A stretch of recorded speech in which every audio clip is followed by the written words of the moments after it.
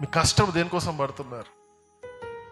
దేవుని యొక్క రాజ్య నిర్మాణం కొరకు నువ్వు దేహముగా ఒంటరిగా ఈ లోకానికి వచ్చి ఉన్నావు కాబట్టి, నీ ఒంటరితనంలో నీ ఆత్మకు నీవు బాధ్యుడు కాబట్టి, నీ కుటుంబం ఎట్లా అవుతుందన్న దానికంటే కూడా నేను ఏమైపోతానో నా దేవుని సన్నిధిలో లేకపోతే నీ పైన నువ్వు చింత కలిగి ఉండవు.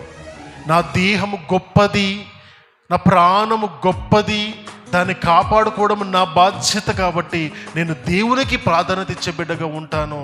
అయితే ఇవన్నీ చేసుకుంటూ నా కుటుంబ బాధ్యతను, ఈ లోకంలో నన్ను దేవుడు ఇచ్చాడు కాబట్టి ఈ పని అంతా కూడా కష్టపడి పనిచేసి ఎదగడానికి నన్ను నేను సిద్ధపరచుకుంటానని మన ఆలోచనలో ఆ విధంగా ఉండాలి.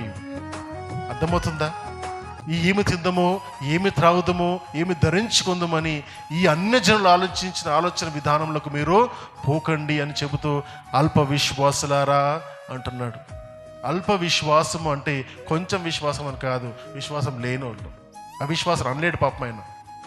అంటే ప్రభు ఎవరో తెలుసు కానీ విశ్వసించం, అంతే, అది అల్ప విశ్వాసం.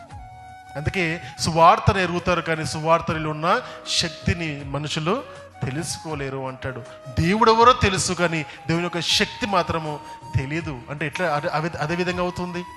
దానికి కావలసిన టూల్ ఏంటంటే విశ్వాసం. ఎంత పరిపూర్ణమైన విశ్వాసం అంటే ప్రార్థన చేస్తున్నప్పుడే ఈ ప్రార్థన దేవుడు వింటున్నాడని నమ్మకం నీ లోపల రావాలి. ఈ వాక్యం నువ్వు వింటున్నప్పుడు ఈ వాక్యము నా కొరకు దేవుడు మాట్లాడుతున్న బ్రతుకు మారుతుందన్న విశ్వాసం నీ లోపల రావాలి.